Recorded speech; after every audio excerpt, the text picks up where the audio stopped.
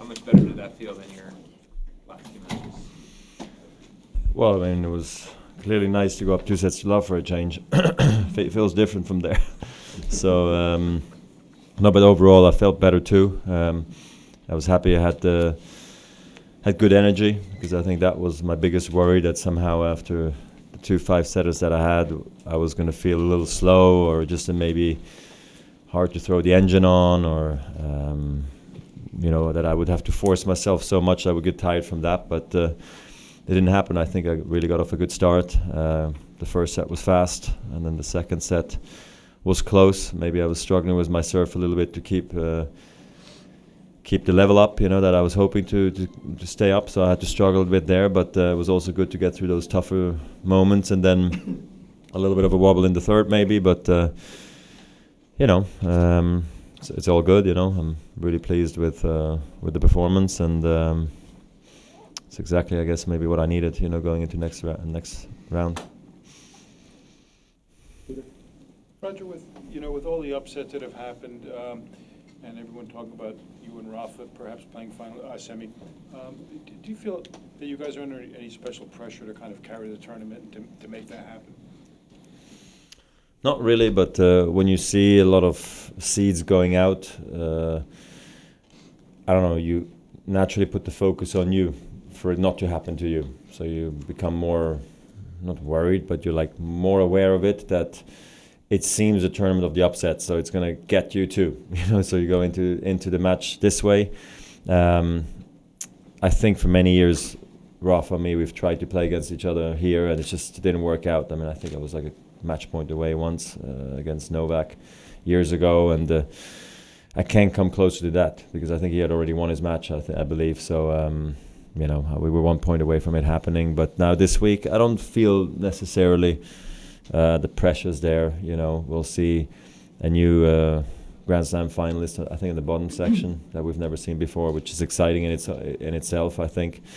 And at the top, we actually have really good players left. A lot of them can play at a very high level, and they're all facing off now. So I think it's an exciting tournament, and I'm happy I'm still around. Rafa fought through well again today, so I'm happy for him too. So we'll see if it gets done or not. I'm curious to see myself.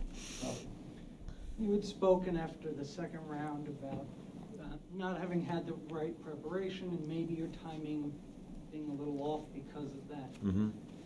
Is there a particular moment or a particular stroke or something that tonight lets you know, okay, my timing's back? Yeah, I just think I needed like you need in practice sometimes before a tournament, you just need the hours, to put the hours on the new court, the new conditions, whatever it may be, So I guess I maybe needed just a few hours here on this court, and I needed to get over the fear of, the back issue, especially in that first match in the first set.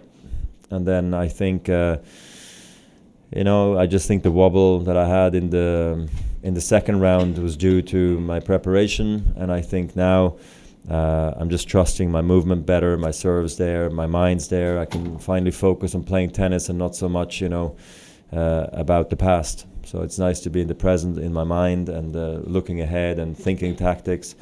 So I don't know.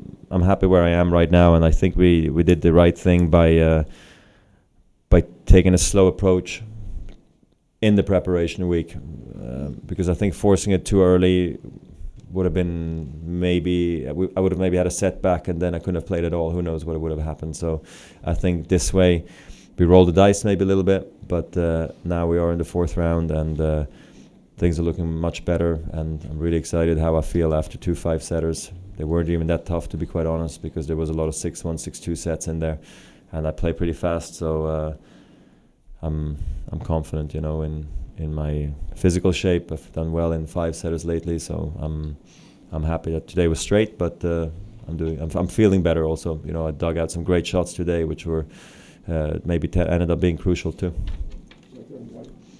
Roger, you've played 77 matches on this court, which is a record for a male player. You've won 69, which is also a record. You have a 90% winning percentage almost, which is a record for any player, male or female. Can you talk a little bit about leaving your mark on Ash and what it represents in your career? I mean, yeah, I never thought, I guess I don't think about these numbers while I'm still playing. It's nice to be reminded, gives me maybe a bit of confidence, but at the same time, it's hard to keep it up, it's sort of that 90% thing. I know that. So I'm just happy that I did get the opportunity so often to play on Ash. I grew up with this court. I think we're celebrating 20 years off the court. I've been coming here since '98, so basically whenever I came here, the court was here. So for me to have left this kind of a mark on this court is an amazing feeling. I remember when I was growing up, and I was seeing Martina Hingis and the Williams sisters and all these great players growing up, watching them play under the lights. I was hoping to maybe be there, maybe two, secretly one day, but I didn't think I was going to have that many opportunities and such a great run. So I feel very privileged to walk out every night, and get the chance to play on center court. And because there's a day and a night session, there's more opportunities that they don't kick you over to Louis Armstrong. Even I also enjoyed my matches there back in the day. But so Ash has been a good court for me, and one of my favorites, no doubt about it. Yep. Roger, last time you were here before this, 2017, 2 years ago, I asked you about the possibility of a rebirth of attacking tennis. And you said to me, I hope so. 2 years have elapsed. I don't want to ask you about you yourself, because today's performance was, in that regard, was outstanding. But what about other players? Do you think that they follow that pace of the attacking tennis rebirth? Look, I think the top guys are playing closer to the baseline. Is that attacking tennis? I'm not sure. For me, attacking tennis is still, coming to the net and finishing with a volley. There is a lot of players coming to the net, but it's mostly for an easy forehand volley or a smash or just a put away. The moment you would hit a shot, then you would have to hit the volley net height or below the net. A lot of players don't trust themselves that they can win it, and I think that won't change for some time.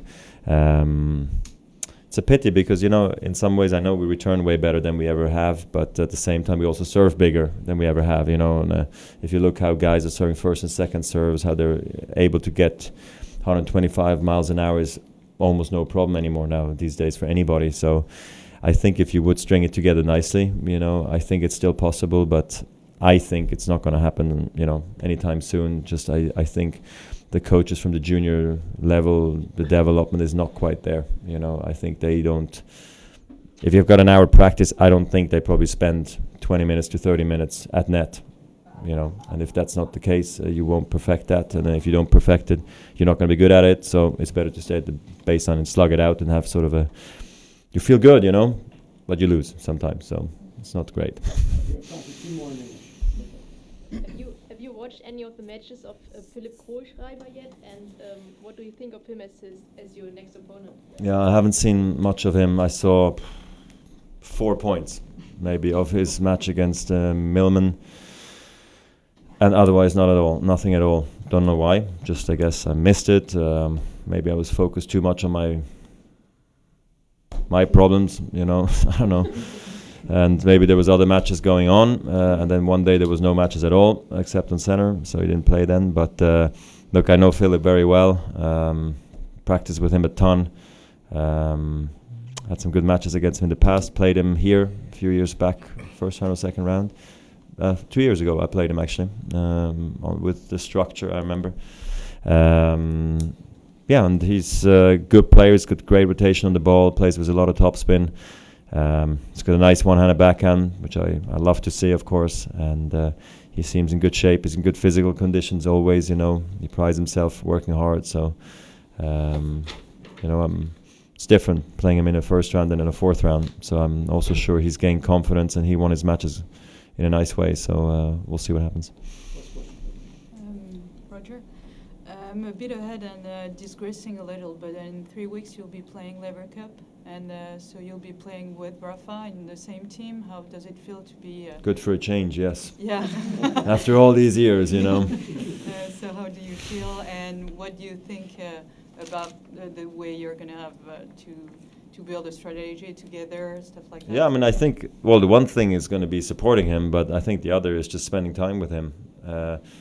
and Bjorn Borg, to be quite honest. You know, for me to spend time with Bjorn, it's quite rare. You know, he doesn't spend so much time on the tour. When he shows up, it's short, and I feel every minute you get with him is a privilege, you know, and here we are, he's going to be stuck with us. So it's going to be, I think it's going to be very special for all of us, particularly me, I have incredible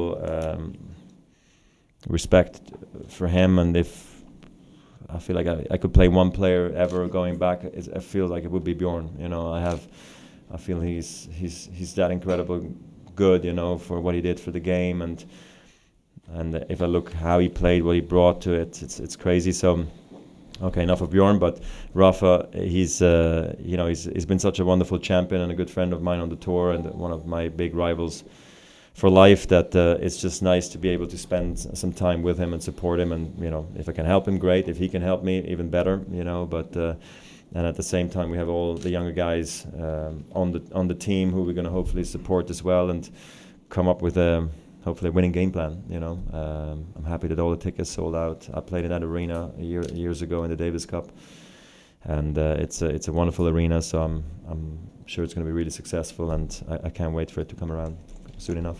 Thank you, everyone. Swiss Media.